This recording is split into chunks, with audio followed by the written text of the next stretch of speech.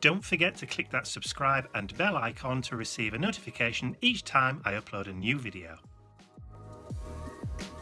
So welcome back to part 2 of my Sacred Heart or Sacré-Cœur. My French pronunciation is appalling, so I do apologise profusely to the French people out there. So this is now completely and utterly dried. All that super thick Slap It On the gel medium has completely dried and it is rock solid. That ain't going nowhere. But yesterday, I have to admit, I did make a little bit of a boo-boo. I did make a mistake. So the obvious one is that I painted the background in black when I should have painted the background in white. Now the reason being is that most red paints are not 100% opaque. They are slightly translucent, and as I want to add red paints onto this, adding a black background first means you'll see the black underneath. Now I don't know whether you can see here, but I actually did add some red acrylic ink into that black background there just to see how it would fare, and as you can see, it's totally disappeared. So first thing I need to do is to rectify that mistake by painting the whole thing in white, and I'm going to do the whole thing in white gesso. So as soon as I used indigo blue black gesso, I'm going to use indigo blue white gesso over the top. So again, this is going to be one of those processes that's going to take a while, but it's a necessary one. But this time I'm going to go over everything, and I may even give it all a second coat. So I will crack on as soon as I've started so I'll finish. I'll go through and I'll add the white gesso over everything, and then I'll meet with you again at the end.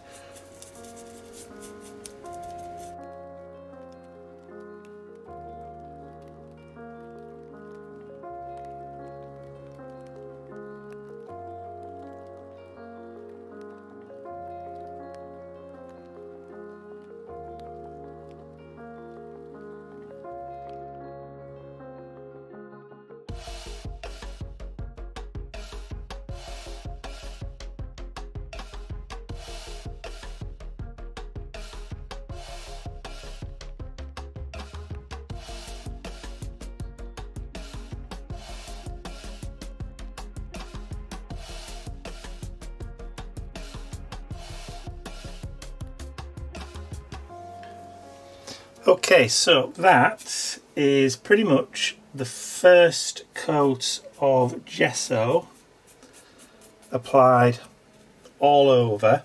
Now what I tend to do is I tend to keep turning my canvas around just to make sure that I've not missed any kind of nooks and crannies, because you can spot them a mile off, which is, I suppose, one of the benefits really to having painted the base black to start off with, because it does jump out at you and it just stand out like a sore thumb if you've missed anything. But also, if you can't get right the way down into all those deepest recesses, then painting it black first actually is a really good way of kind of hiding that fact, because you've got that kind of black deep shadow in that background. So perhaps I was being too harsh on myself earlier when I said I'd made a complete boo-boo. Perhaps it was a happy accident that I did it that way first of all, because it certainly has turned out to work in my favour. So what I'm going to do is I'm going to leave this to dry for a minute or two, and then I'm going to come back, because gesso always dries lighter and you can normally see the background through once you've gessoed. So I'm going to leave that to dry, and then I'll be able to see whether or not there's any particular spaces that I might need to give a second or maybe even a third coat. So back in a moment. Okay, so now that I've kind of cleaned it all up with the white paint, I'm going to dirty it all back up again. I know. I wish he'd make his mind up. Okay, so what I've got is I've got some liquid acrylic artist ink here. So this is from Daily Rowney. So this is burnt umber, but I've also got sepia. So what I want to do is just take a little bit of this ink. Now these pipettes that come with them don't necessarily work perfectly well. So what I've got is I've got some disposable ones. So I'm just going to see how there's far too much there, but that's okay. So I'm going to put a little bit there, and I'm just going to go around just adding a little bit of grunge, particularly into those areas in the background there. So we'll leave that sticking in the bottle there. And then I've got a spritz bottle.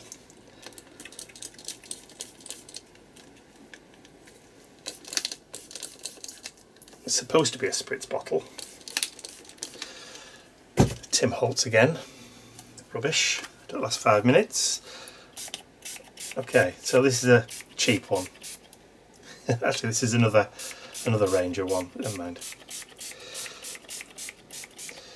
So what I want to do is I'm just going to tilt and tip and add more water just to loosen everything up. Get it all flowing.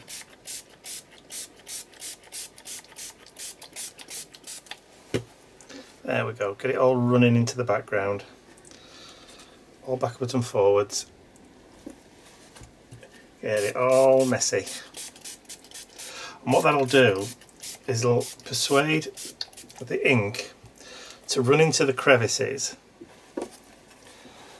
into all those kind of like nooks and crannies. And I'm just going to tap it so it all runs downwards. So if I want some more towards the top up here, I'll just add some more like that, and then give it a load of water, and then let it run.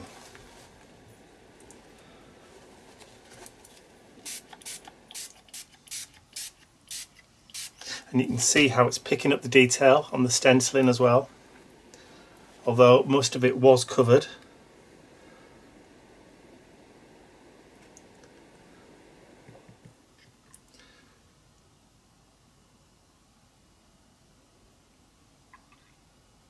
So you can pretty much see where it needs just a tad more detail.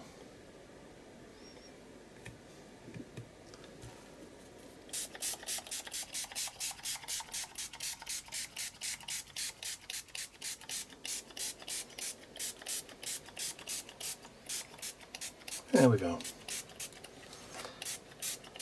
Just like that. Give it a tip. Let it run down. Lift it up. Let it run down. Okay. So that is pretty much where we kind of want it to be. Or where I want it to be. Never mind the we. So there are a few little areas, just like in some of the flowers, that could do with a little bit more detail. And there's a big chunk there of kind of concentrated colour, and I'm just going to work that in. That's it. And I can just lift some of that detail out of there and drop it into there. So just lift a little bit with the brush and just let it work.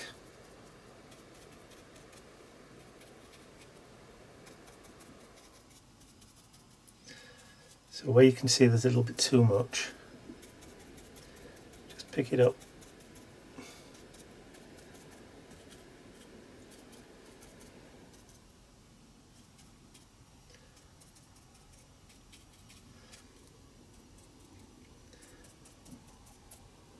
There we go. little bit in there. That's a little bit too clean. Bit there maybe. And you can just pick out any bits of kind of detail. But I think I'm happy with that. So I'm now going to let that dry. I may just give it a little bit of a helping hand, and then I'll be right back. Okay, so that first layer of the burnt umber has dried. My resin pieces are still a bit warm, but that's fine. So what I've done is I've taken the bottle of sepia, or sepia, depending on how you want to pronounce it, and I've got this small spritzer bottle, and I've put in there a few drops of the sepia, but I also want to add in some of this scarlet. So I'm going to make a kind of hybrid, brownie ready hybrid, just in that spritzer bottle there. And just make sure I put the right lid back on the right colour, because we don't want any contamination.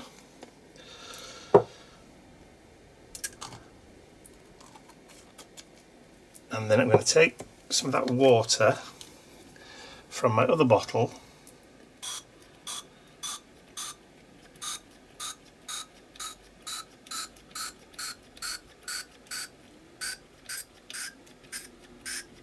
as the pitch of the sound gets higher, you know you're getting closer to the top. Okay, so I'm going to leave some room in the little mini spritzer. Give it a quick shake, and then I'm going to just start adding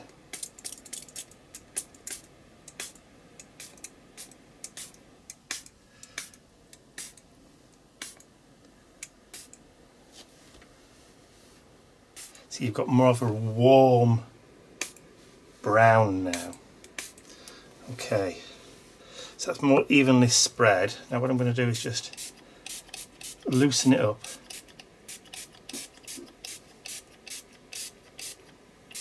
Like so. Look how rich the colour is in that now. So for this, I'm again going to leave to dry. So that last coat of inks has dried. Now it's time to add some acrylic colours.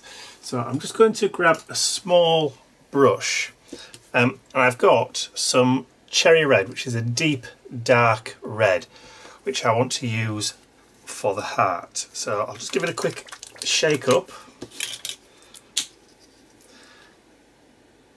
and just add a little bit of that down onto my craft mat, and then just pick some up, and then just very, very gently I'm going to start going around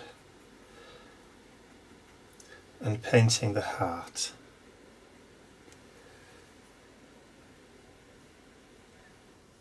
I could spend a few minutes masking this, but I think I can trust my brushwork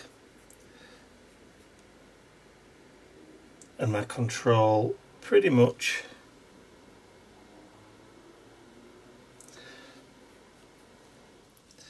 So I'm fairly confident in my abilities to stay within the lines.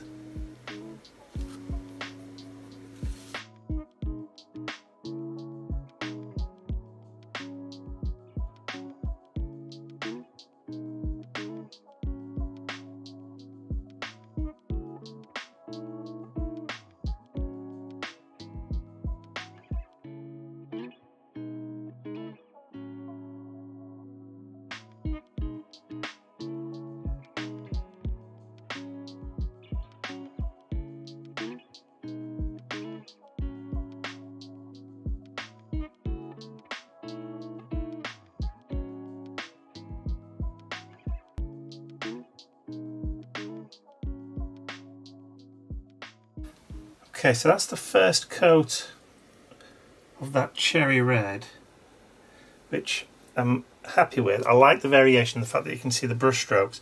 What I want to do now is just grab some orange. I'm going to put a little bit of that down onto the mat.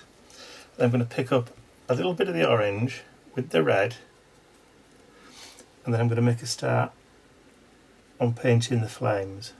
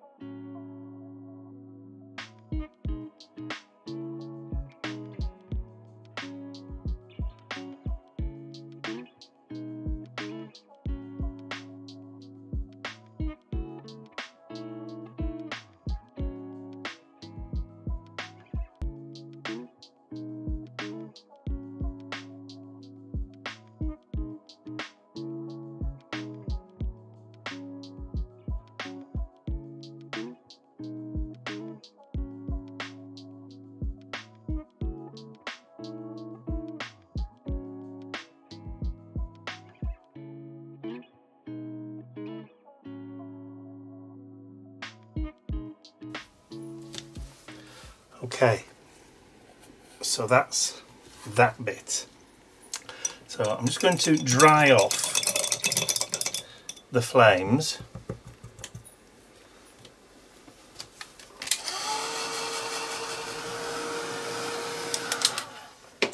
Right, that's going to be quite warm, so I'm going to let that cool for a second or two. But while I'm doing that, I'm going to grab some of the yellow. This is bright yellow. The orange, I forgot to mention, was bright orange from Deco Americana.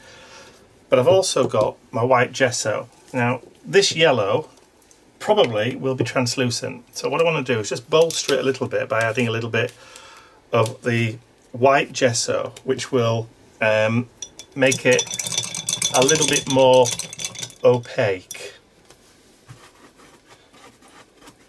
That's the plan anyway. So grab some of that, still warm, and then just get some of the yellow.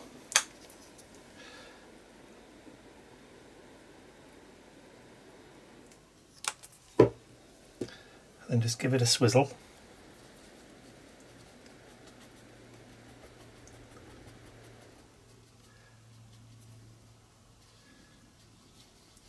Not enough. Not enough. It's not yellowy enough.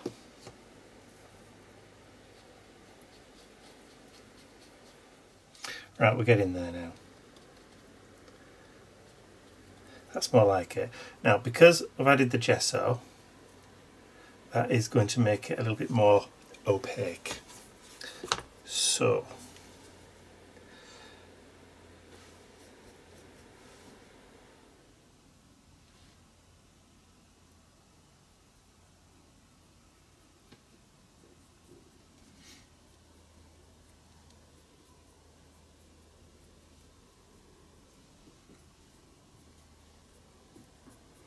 more of the yellow towards the top, and then I can come back in just with that darker orange and just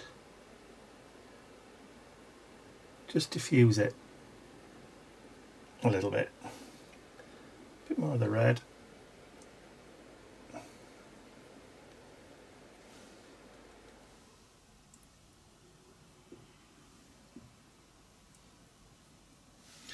And then if necessary, just go a little bit more of the yellow.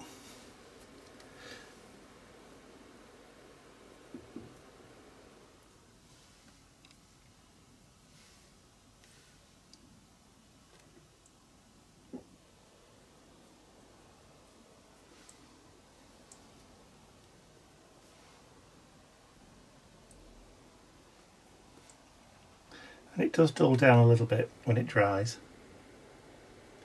That's okay.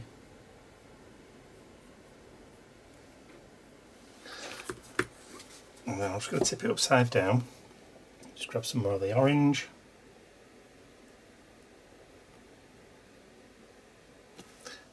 little bit more of the red. And I'm doing this while it's still wet, because it just enables me to be able to blend it back in. There we go. I'm happy with that. Right, so what I need to do now is clear all this up. I'm not going to put the gesso away because I will need that. And I know this is a terrible waste of paint, but it's not a waste if you've got what you need from it.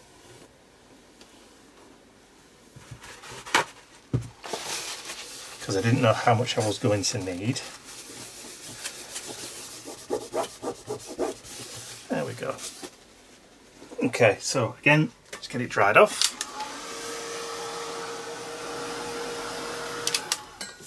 Okay, so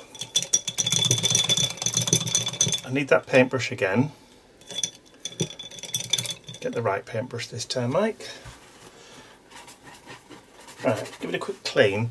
And now I've delved into my indigo blue paint, and I've got this one. It's called Ruby Slippers. It's a red, almost like a British post box red, or old telephone box red, but it has the added benefit of being metallic. So what I'm going to do is I'm just going to go over the heart with a quick coat of that metallic red.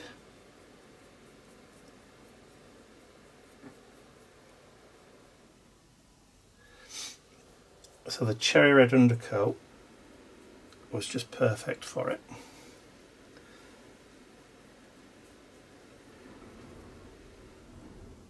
Crikey, the wind's getting up out there today. Very windy. So just really delicately with the brush.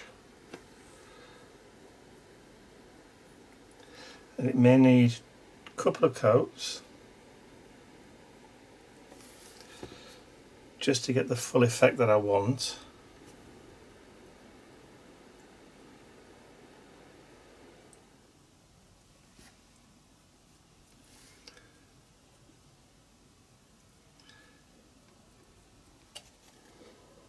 You see the shine on it now. I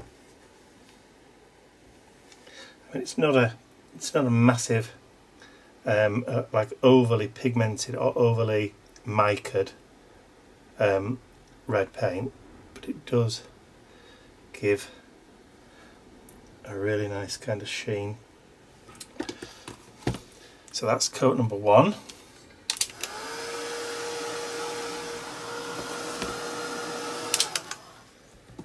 Okay, now since our friend Noreen sent me a happy mail with a new heat gun, my old one seems to be behaving itself, which is funny. It's almost like it knows it's going to be replaced if it doesn't behave.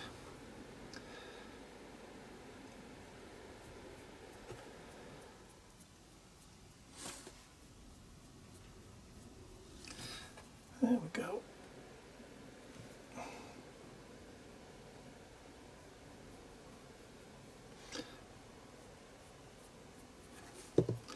Just taking a little bit of care and time.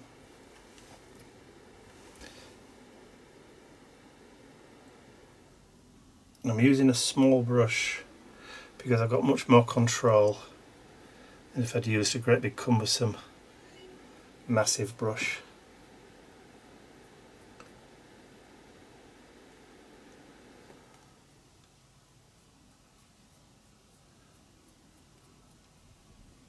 There we go. I think that's pretty much it. Okay, so you can see the shine on the heart now. I'm quite pleased with the way those flames look. So what I want to do now is to add a little bit more detail onto onto the kind of relief stuff up here. So I've got a small brush and I've just got some gesso, and then I'm just going to now just start to pick out all that detail.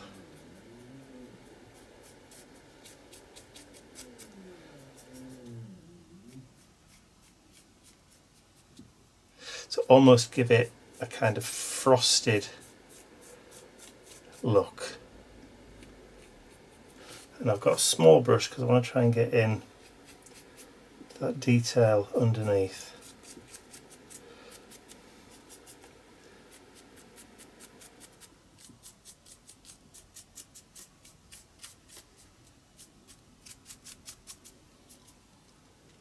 So I'm just taking small amounts, and I'll just go all the way across.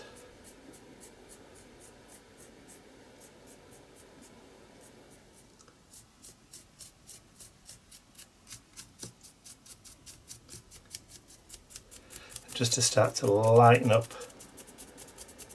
that background.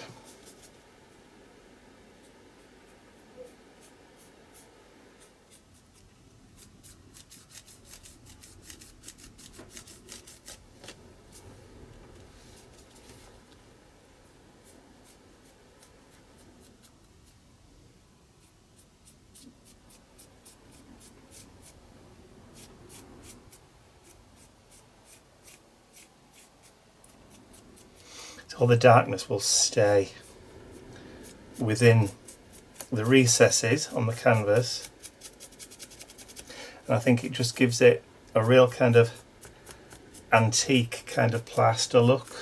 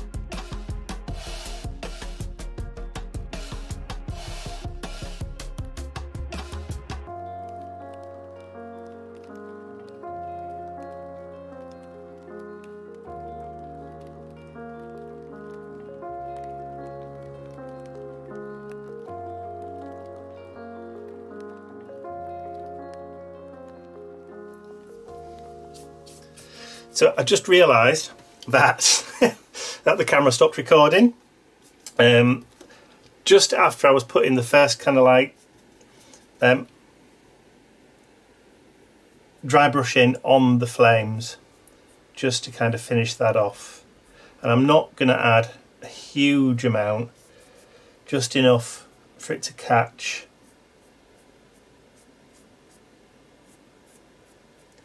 And I think I'm going to call this done. I'm happy with the way that looks. So all I need to do now is just have a quick clean up and get it back in its frame. Et voila! So there you go, that's it, back into its frame. And I think I'm not going to do anything else with this now. I'm really happy with the way it's turned out. So I hope you've enjoyed watching me create this Shadowbox mixed media canvas frame. I think that's what you want to describe it as, really. So if you have enjoyed watching this, please remember to give the video a thumbs up. It really does help spread the word about my YouTube channel and helps me get found by people who may not have yet found me. So also don't forget, if you want to share it with your friends, you can do. But if you haven't subscribed to my YouTube channel already, you can do so by clicking the button at the end of the video. So that's all from me for now. I'll see you all again very, very soon. Bye for now.